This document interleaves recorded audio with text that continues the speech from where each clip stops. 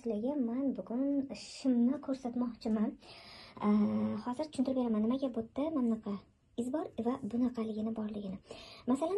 Shim bichvasizlar. Shim bichvasizlar. Agar zamok qilayotgan bo'lsanglar, gul fikrlimi yoki bo'lmasa mana bu yerga zamok qilayotgan bo'lsanglar, mana bunaqa chiqarmaysizlar. Mana bu chiziq, qaranglar, og'dan 10 sm chiqqan joy, bu bizada bo'ksa chizig'i bo'ladi. Aynan bo'ksa chizig'idan bunday ozgina 4-5 sm ga kengaytirib bersanglar, bu rezinkali shalvarlar, даже shimlarni ham rezinkali qilib olsanglar bo'laveradi. Faqatgina bo'ksadan kengaytirasiz. Ko'rasizlar, mana shuning uchun ham shunaqa bichdim. Bo'ksadan kengaytirasiz. Bu nima beradi? Bu klient kiyganda ham 4-5 sm demak bo'ksaga bemalol sig'adi, bo'ksa kirib chiqadi. No kiyganda bel, qorin chiroyli turishi uchun yana bo'ksadan kengaytirish bersanglar, bu sizlarga layfhack qizlarlar. Ko'pchilik nima qilar ekan? Og'dan mana shunaqa tekkizam olishar ekan. Lozimlarda ayniqsa biz hattoki lozimlarga mana shunaqa yo'nalishida, ya'ni shimda lozimni asosini ham qilamiz har doim va zo'r kasobkada chiqadi. Endi shimimizga mana keldik. Oddiy bichim. Materialimiz ortib qolsa cho'ntak qilamiz, bo'lmasam qilmaymiz. Demak, bu oldi bo'lyapti, bu orqasi bo'lyapti. Biz rezinkali qilamiz, demak bo'ksadan kengaytirish beryapmiz. Kengligi esa o'rta kenglikda 25 sm, orqaniki esa 28 sm da hozir biz bichib olyapmiz shimni. Aytgancha qizlarlar, shutgacha kelgan bo'lsanglar, обязательно like va подписка unutmaysizlar. Va sizlarga ideal posadkadagi shim kursi kerak bo'lsa, erkaklar va ayollarniki modellashtirish kursimga start berdim. Bemalol yozilib olishingiz mumkin.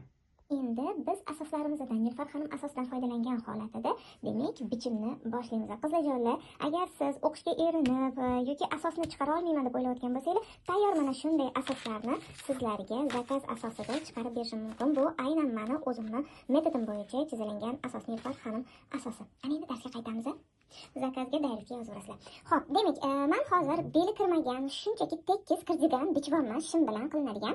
Mana bu joylariga knopkalar bo'ladi va mana bu yerga cho'ntaklar bo'ladi, yoqasi ham bo'ladi qizlarjonlar. Demak, mana orqasi, ya'ni bel chiziq hamisha chizilingan bo'lsin qizlarjonlar.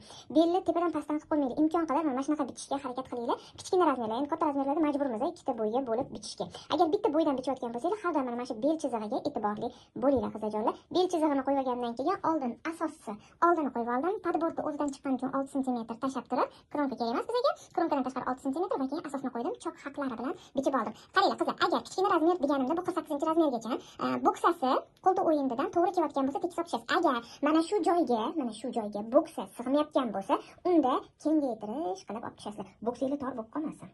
Orqada ham xuddi shu holatda takrorlaysizlar. Chok haqlari bilan asosni qo'yib olgan holatida mana shu holatda bichib olamiz.